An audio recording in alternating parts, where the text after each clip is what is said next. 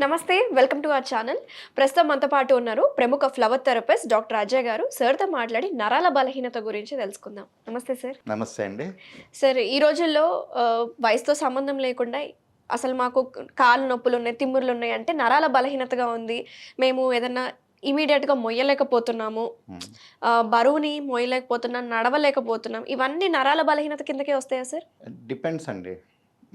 Muscular atrophy అవ్వచ్చు, neurological weakness అవ్వచ్చు, ఎమోషనల్‌గా కూడా ఉండొచ్చు. ఓకే. సో, బేసికల్ మనం ఒక నరాల ప్రాబ్లమ్, నరాల బలహీనత అని చెప్పుకున్నప్పుడు దాంట్లో మల్టిట్యూడ్ ఆఫ్ యాస్పెక్ట్స్ ఉంటాయి. ఇప్పుడు మనం అల్జైమర్స్ తీసుకుంటే అది నర్వస్ సిస్టమ్ డిసార్డర్. అలాగే ఇప్పుడు డయాబెటిస్ వచ్చిన తర్వాత ఈ కాళ్ళు తిమ్మిర్లు ఇదంతా కూడా అది న్యూరోపతి. నరాలు అక్కడ చచ్చుబడిపోతుంటాయి. అలాగే ఇప్పుడు వెరికోస్ వెయిన్స్ ఉన్నోళ్ళకి కూడా మళ్ళీ కాళ్ళు తిమ్మిర్లు. ఓకే. ఎందుకంటే అక్కడ బ్లడ్ సర్క్యులేషన్ రాక అక్కడ నరాలు డెడ్ అవుతాయి. సో, అలాగే డిఫరెంట్ యాస్పెక్ట్స్ ఉంటుంటాయండి. ఇప్పుడేంటి కొంతమందికి కాన్సంట్రేషన్, ఫోకస్ ఉండదు. ఫోకస్ తగ్గిపోతుంటది. కొంతమందికి చూపు మందగిస్తుంటది. చూపు కూడా నరాల ప్రాబ్లమే కదా! అవును. ఇప్పుడు మెజారిటీ 90% ఎవ్వరికీ సైట్ కరెక్ట్‌గా లేదు. సో, వీళ్ళందరికీ నరాలు వీక్‌గా ఉన్నట్టే కదా! అవును సార్. అలాగే తీసుకుంటే ఇప్పుడు చాలామంది ఈ జిమ్‌కెళ్ళి ఎక్సర్సైజ్ చేసి బాడీ బిల్డింగ్ చేస్తున్నారు. కానీ వాళ్ళకి కూడా కోర్ స్ట్రెంత్ ఉండట్లేదు. ఓకే. ఇప్పుడు ఒక కూలీ లేకపోతే డైలీ వెయిట్ లిఫ్ట్ చేసేవాళ్ళు ఉంటారు. వాళ్ళు ఒక 150 కిలోల బస్తాన్ని ఈజీగా మోసుకెళ్ళిపోతారు. వాళ్ళు హార్డ్‌లీ 50, 60 కిలోస్ ఉంటారు. వీళ్ళు జిమ్‌కెళ్ళినోళ్ళు కూడా అంతంత బరువులు మోయలేకపోతున్నారు. ఏంటంటే మన లైఫ్ స్టైల్‌లోని, మనం తీసుకునే ఆహారంలోని చాలా చేంజెస్ వచ్చినాయి. పూర్వంతో పోలిస్తే ఇప్పుడు చాలా చేంజెస్ వచ్చాయంట. మెయిన్‌గా ఏంటంటే మనం తీసుకునే ఆయిల్ ప్రొడక్ట్స్ ఓకే. చాలా మారిపోయింది. ఆహా! ఇప్పుడు నరాలంతా ఏంటి, ఫాస్ఫోలిపిడ్ టిష్యూ.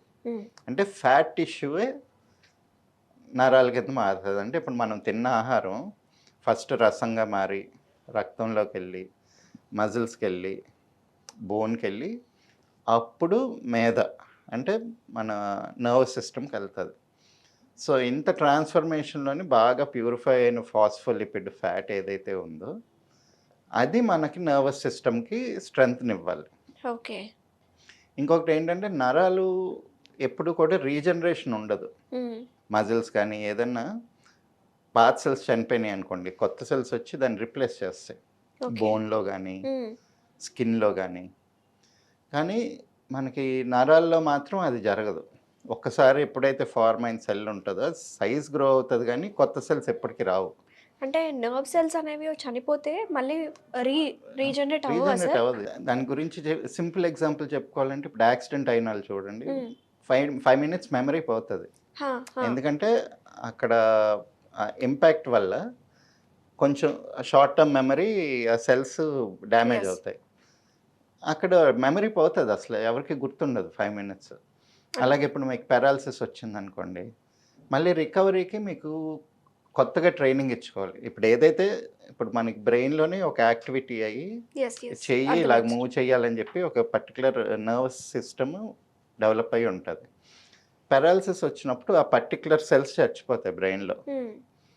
సో, మళ్ళీ పక్క నుంచి కొత్త న్యూరల్ పాత్‌వే ఫార్మ్ అయ్యి, దానికి మళ్ళీ ట్రైనింగ్ ఇచ్చి మెల్లిమెల్లిగా ప్రాక్టీస్ చేస్తేనే అవి యాక్టివేట్ అవుతాయి. మళ్ళీ యాక్టివేట్ అవుతది. అంటే ఆ సెల్స్ యాక్టివేట్ అవ్వవు, కొత్త న్యూరల్ పాత్‌వే ఫార్మ్ అవుతదనమాట. యెస్.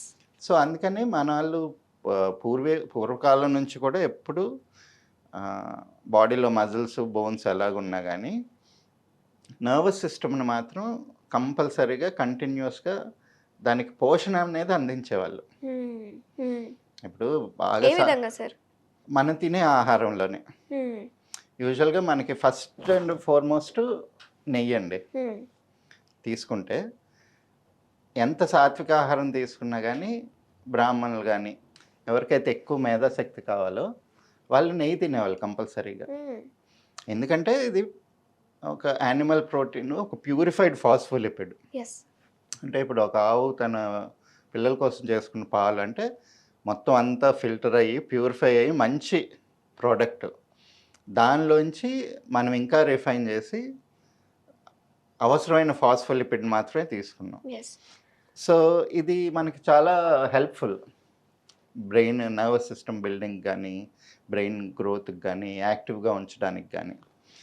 సో ఒక 50 ఇయర్స్ బ్యాక్ ఏమైంది? నెయ్యి కొలెస్ట్రాల్, నెయ్యి తింటే హార్ట్ అటాక్ వచ్చేస్తుంది, ఎక్కువ చచ్చిపోతారు అని చెప్పి నెయ్యి మొత్తం మానేశారు అసలు జనాలు తినడం. దాని బదులు ఏం తెచ్చుకున్నారు? రిఫైన్డ్ ఆయిల్ తెచ్చారు. ఎస్. అసలు రిఫైన్డ్ ఆయిల్ ఎక్కడి నుంచి స్టార్ట్ అయింది? వాళ్ళకి ఒక కమర్షియల్ ఆస్పెక్ట్. బ్రిటిషర్స్ ఎవరైతే కాలనైజేషన్ తర్వాత వెళ్ళిపోయిన వాళ్ళు ఉన్నారో వాళ్ళకి బోల్డ్ పామ్ ఆయిల్ తోటలు ఉండేవి. ఆ పామ్ ఆయిల్ చీప్గా వచ్చేది వాళ్ళకి. ఎస్. సో ఇప్పుడు పామ్ ఆయిల్ని అమ్మాలి అంటే ఎలాగా అని చెప్పి కమర్షియల్ ఆస్పెక్ట్లోని యుఎస్లోని యూరోప్లోని అందరూ యానిమల్ ఫ్యాట్ ఎక్కువ తినేవాళ్ళు, లార్డ్ అనేవాళ్ళు. అవును. దాంతోని నెయ్యితోని మీకు బటర్తోని లార్డ్తోని మీకు హార్ట్ ప్రాబ్లమ్స్ వస్తున్నాయి, క్లారిఫైడ్ కాదు ఇది, అందుకని ఈ పామ్ ఆయిల్ తింటే మీకు హార్ట్ ప్రాబ్లం రాదు అని చెప్పి ఒక ఫాల్సిఫైడ్ రీసెర్చ్ చూపించి స్టార్ట్ చేశారు. సో ఇది కూడా కొనుక్కోవాలి. కొన్ని రోజులకి ఇది ప్రొడక్షన్ పెరిగింది, అది వర్కౌట్ అయ్యింది. కానీ పామ్ ఆయిల్ కూడా కొనుక్కోవాలి కదా, దాని బదులు ఫ్రీగా దొరికే సోర్స్ ఏదని చెప్పి చూడడం మొదలుపెట్టారు. అప్పుడు వాళ్ళకి సోయాబీన్ ఆయిల్ దొరికింది. ఎందుకంటే సోయాబీన్ కేక్స్ మన ఇప్పుడు కాటన్ కేక్ లాగే యానిమల్కి వేస్తారు, కాకపోతే దానిలో ఉండే ఆయిల్ మంచిది కాదని చెప్పి ఆయిల్ ఎక్స్ట్రాక్ట్ చేసేసి ఆ ప్రోటీన్ వరకు యానిమల్స్కి ఫుడ్ కింద ఇస్తారు. సో ఆ వేస్ట్ ఆయిల్ అంతా ఫ్రీగా తీసుకొచ్చి రిఫైన్ చేసి అమ్మడం మొదలుపెట్టారు. సో చూడండి ఎంత టాక్సిక్ ప్రోడక్ట్స్ హెల్తీ ప్రోడక్ట్స్ కింద మనకి మార్కెట్ చేసి బాటిల్ చేసి అమ్ముతున్నారు. అలాగే ఇప్పుడు కాటన్ ఆయిల్. ఇంతకుముందు అంటే ఊర్లో ప్రెగ్నెన్సీ డ్రాప్ అయిపోవడానికి, అంటే పిల్లలు పుట్టకుండా ఉండడానికి, యూట్రస్ పాడవడానికి కాటన్ సీడ్ ఆయిల్ తెలియకుండా కలిపేసి ఇచ్చేవాళ్ళంట. అంటే అవి జరిగేవి. ఇంతకుముందు ఊర్లో గొడవలు ఉండేవి కదా, సో అంత డేంజరస్ అది. అంటే లేడీస్ యూట్రస్ అంతా కూడా పాడు చేస్తుంటుంది. అదే కాటన్ సీడ్ ఆయిల్ ఇప్పుడు హెల్దీ ఆయిల్ కింద మనం రిఫైన్డ్ ఆయిల్ చేసుకొని తింటున్నాం. సో మనం ఏంటంటే మన నర్వస్ సిస్టమ్ స్ట్రాంగ్గా ఉండాలి అంటే దానికి కావాల్సిన ఆహారం ఏది. రెండోది ఏంటంటే పౌల్ట్రీ ప్రోడక్ట్స్ చాలా ఎక్కువైపోయినాయి ఇండస్ట్రీగా మారినప్పటి నుంచి. పౌల్ట్రీ ఇప్పుడు నాటుకోడి గుడ్డులాగా లేవు. వీటికి అవసరమైన మోతాదు కన్నా చాలా ఎక్కువ ఇస్తున్నారు. ఇదేది కూడా చురుగ్గా ఉండదు, ఏ కోడి కూడా షార్ప్గా ఫాస్ట్గా ఉండదు పౌల్ట్రీలోది. సో ఎందుకంటే వాటి నర్వస్ సిస్టమ్ డెవలప్ అవ్వడానికి అంత టైం కూడా ఉండదు. అంటే విత్ ఇన్ 45 డేస్లో అది పెద్దదైపోతుంది.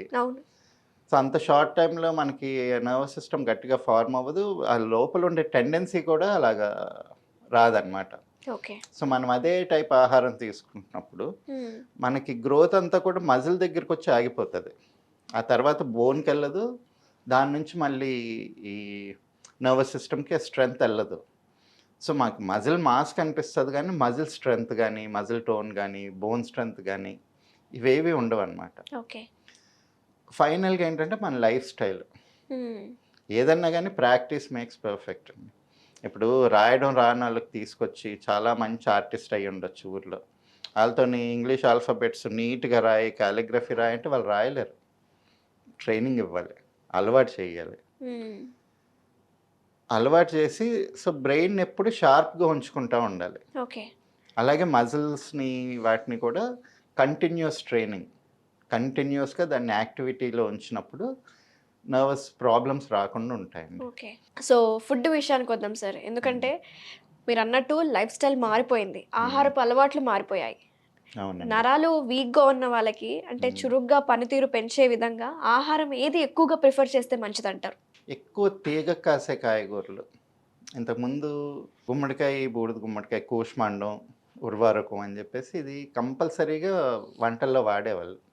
సో ఈ తీగ కాసే కాయగూరల నుంచి మనకి నర్వస్ సిస్టమ్ స్ట్రెంగ్త్ అయ్యే ఎక్కువ ధాతువులు వస్తాయి.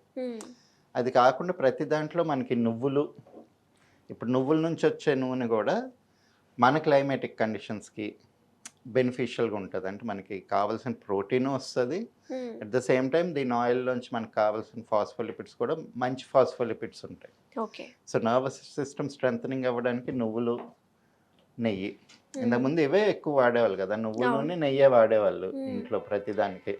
ఆయిల్ రిఫైన్డ్ కూడా ఆయిల్ కానీ నువ్వుల నూనె వాడేవాళ్ళు. నువ్వుల నూనె వాడేవాళ్ళు. ఆ, గర్భిణీ స్త్రీలకి లేకపోతే పిల్లలకి కూడా నువ్వులు ఉండలు మ్మ్. ఇవన్నీ తినిపించేవాళ్ళు. ఎందుకంటే దీంతో నర్వస్ సిస్టమ్ స్ట్రెంగ్తన్ అవుతుంది ఇది. అండ్ అది కాకుండా ఆహారంలోని మెయిన్గా నాన్ వెజిటేరియన్ ఎంత ఎక్కువ తినేవాళ్ళు కాదు. ఎస్పెషల్లీ పౌల్ట్రీ గురించి మాట్లాడుకున్నాం కదా, దాంతో నర్వస్ సిస్టమ్ చాలా వీక్ అవుతుంది. ఎస్. సో వీలున్నంత వరకు అది తగ్గించి ఎక్కువ తేగ కాయగూరలు తిని, రిఫైన్డ్ ఆయిల్ మానేసి నెయ్యి, నువ్వుల నూనె, నువ్వులుండలు, నువ్వులతో చేసిన ప్రోడక్ట్స్ తీసుకుంటే మనకి నర్వస్ సిస్టమ్ ఇది స్ట్రాంగ్గా ఉంటుందండి. ఓకే. Thank you sir. చాలా వివరంగా చెప్పారు. నరాల బలహీనత అనేది ఎందుకు వస్తుంది, మనం ఎలాంటి ఆయిల్స్ని వాడాలి, అలాగే నువ్వులు ఇంకా నెయ్యి యొక్క ప్రాముఖ్యత ఏంటో చాలా వివరంగా చెప్పినందుకు థ్యాంక్ యూ అండి. నమస్తే.